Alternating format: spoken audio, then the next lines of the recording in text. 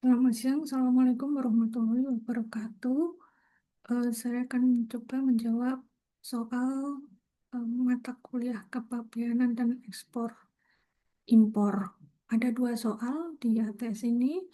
Yang pertama adalah PT Jadi Berkah komunikasi dengan Yokohama Feedcorps untuk ekspor 1.500 ton palm kernel expeller dari Pelabuhan Tanjung Priok, Jakarta ke Pelabuhan Yokohama, Jepang. Kedua pihak sepakat menggunakan Incoterm 2020. Namun pembeli meminta penawaran dengan dua opsi, yaitu FOB Tanjung Priok dan CIF Yokohama. Jika kapal terlambat 2 hari dan terjadi kerusakan muatan 5% saat di pelabuhan muat, siapakah yang menanggung risiko? Nah, ini adalah jawaban saya yang bisa kita analisis untuk penanggung risiko dan menggunakan dua skema Incoterm. Kapal terlambat 2 hari, kerusakan 5% dengan rute Tanjung Priok dan Yokohama. Yang pertama dengan skema FOB atau Free On Board Tanjung Priok.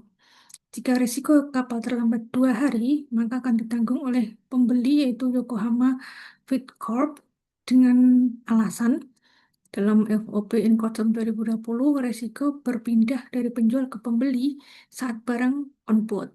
Namun jika terjadi keterlambatan kapal yang ditunjuk oleh pembeli, maka seluruh biaya tambahan baik itu storage, demurrage, handling ditanggung oleh pembeli karena pembeli yang bertanggung jawab menyediakan kapal tepat waktu. Poin B, apabila kerusakan muatan 5% saat di pelabuhan Muat, maka akan ditanggung oleh penjual, yaitu PT Jadi Berkah. Alasannya, kerusakan terjadi sebelum barang melewati palka kapal atau sebelum on board. Pada FOB, resiko masih berada di penjual sampai barang benar-benar berada on board atau di atas kapal. Skema kedua yaitu CIF, Cost, Insurance, dan Freight di Pelabuhan Yokohama. Apabila risiko kapal datang terlambat 2 hari, maka akan ditanggung oleh pembeli, yaitu Yokohama, dengan alasan walaupun penjual membayar biaya angkut dan asuran, risiko dalam CIF berpindah ketika barang berada di kapal di pelabuhan muat, sama halnya dengan FOB. Namun jika kapal terlambat tiba, yang mana kapal ini disediakan oleh pembeli, risiko biaya akibat delay tetap di pembeli. Yang poin kedua, apabila kerusakan muatan 5% saat di pelabuhan muat, maka akan ditanggung oleh penjual. Alasannya itu kerusakan terjadi sebelum barang on board. Dalam CIF, risiko akan berpindah hanya setelah barang on board, sehingga penjual masih menanggung barang sampai dengan barang itu dimuat di atas kapal.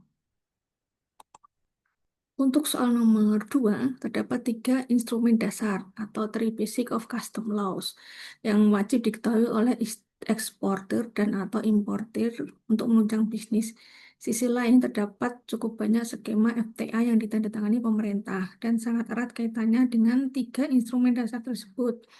Dengan berlandas pada 3 instrumen tersebut, bagaimana kondisi ini dapat memberikan keuntungan optimal bagi eksportir, importir, dan negara. Saya mencoba menjawab. Yang dimaksud dengan 3 instrumen dasar sebenarnya adalah yang utama itu custom valuation. Ini untuk menentukan nilai pabean, yaitu dasar pengenaan untuk biaya masuk, PPN impor, dan pungutan-pungutan lainnya. Kemudian, poin kedua adalah custom classification atau HS code. Ini adalah struktur kali klasifikasi barang untuk menentukan kode komoditas. Ini pengaruhnya pada tarif biaya masuk, syarat perizinan, lartas, larangan pembatasan, atau eligibility penggunaan tarif FTA. Yang ketiga adalah Rule of Origin atau ROO, menentukan asal barang. Manfaatnya adalah untuk memastikan apakah barang tersebut berhak menikmati tarif preferensi dari FTA. Bagi eksportir, keuntungannya dia akan memberikan akses pasar lebih luas dan daya saing yang meningkat. Karena dengan memahami AS Code yang benar, valuasi yang tepat, dan ROO, eksporter dapat menerbitkan sertifikat of origin atau CO yang sah, sehingga pembeli dapat tarif rendah di negara tujuan.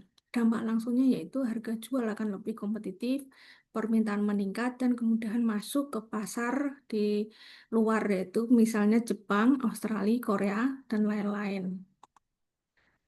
Dampak kedua bagi importer, dia akan penurunan biaya impor. Importer dapat menggunakan FTA untuk mendapatkan tarif 0 sampai 5%, mengurangi biaya logistik total, meningkatkan margin atau menurunkan harga jual. Ini terjadi bila HSCO sesuai skema ROO terpenuhi dan nilai pabean jujur dan transparan. Keuntungan kedua adalah menghindari sanksi dan penetapan ulang. Importer yang benar mengelola tiga instrumen akan terhindar dari custom value adjustment, kemudian penetapan tarif yang lebih tinggi, dan risiko denda administrasi. Yang terakhir, dampaknya bagi negara akan meningkatkan daya saing ekspor secara nasional. Karena ketika pelaku usaha memahami tiga instrumen dasar, akan lebih banyak eksportir yang bisa memanfaatkan FTA, sehingganya volume ekspor akan naik dan akan berdampak pada industri nasional yang makin kompetitif. Yang kedua adalah perlindungan terhadap penerimaan negara. Ketepatan HSCO dan valuasi akan mencegah adanya undervaluation, misclassification, dan fraud ROO sehingga negara tetap akan aman dari sisi penerimaan dan memberikan preferential treatment hanya kepada barang yang benar-benar berhak.